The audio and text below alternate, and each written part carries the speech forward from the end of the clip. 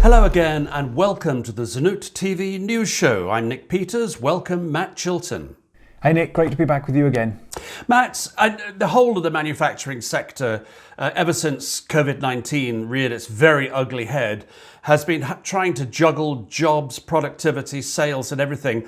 I found it interesting that after the Chancellor's announcement last week of an extension of some description to the job support scheme, the Confederation of British Metalforming actually said they welcomed this and it was going to save jobs in the manufacturing sector. That is very good news. Yes, that's right. So the CBM had conducted a survey of its 200 members and they range from SMEs right the way up to the primes and tier one manufacturers.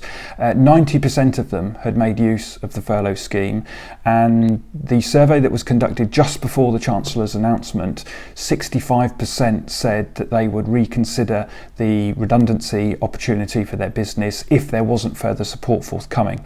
So I think that shows certainly that the Chancellor's probably made the very correct decision, but also the fact that yes, there is some hope at the end of this. That is good news, but having said that, I believe 90% of the members surveyed said more targeted support is still needed. I had a chance to talk to Steve Morley a little earlier. He's president of the CBM. He said recovery for his members is still going to be very slow.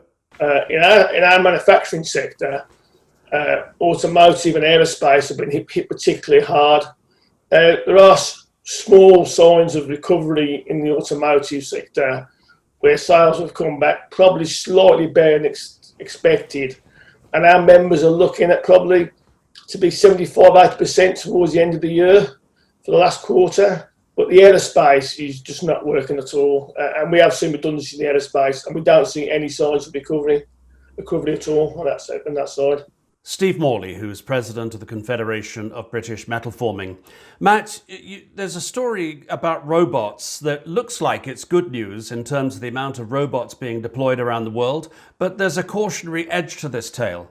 Yes, there absolutely is. So the International Federation of Robotics has released its annual snapshot of robots around the world. Currently, there is a record 2.7 million industrial robots working in factories globally. Fantastic number. None of us would dispute that. But, and there is a but, the UK is significantly lower. And when you compare Germany, France and Italy, we are significantly in the UK lower from a robot installation figure, quite considerably obviously in comparison with Germany.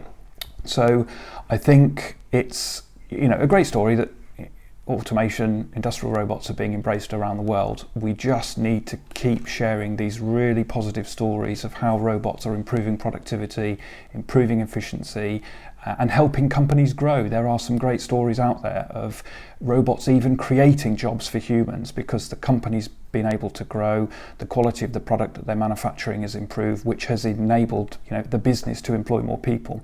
So I think great news, little bit of a but to it with the UK, but certainly I think we all need to keep sharing these positive stories of how robots are actually improving factories in this country.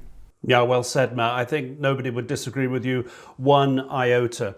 Well, we've had a cautionary tale. Let's end with a bit of good news. Some wet news from Derbyshire. Yes, Nestle Waters has announced a £31 million investment at its Buxton factory site. There's a few little parts to this. £26 million is being invested to expand its logistics operation on site, so all product will be distributed directly from the factory site itself. The second part is a £5 million investment to connect a spring to the factory, this obviously increasing capacity.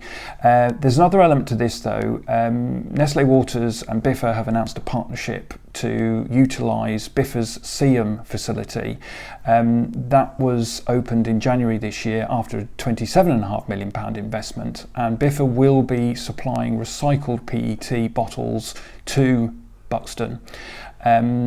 That will start in 2021, and I think underlines the commitment to look at sustainability, look at circular economy from Nestle Waters. So we've got the factory site investment to enable more efficient logistics for the business, but also this sustainability piece with Biffa and using recycled PET, and they're hopeful that, you know, in future 100% of Buxton Water bottles will be made from recycled PET. That is a very creative arrangement indeed, and well done to Nestle and to Biffa on that. Matt, thank you very much indeed, as always.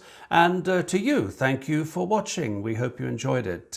Stick around. We'll be back next week with more from the ZenootTV News Show. Goodbye for now.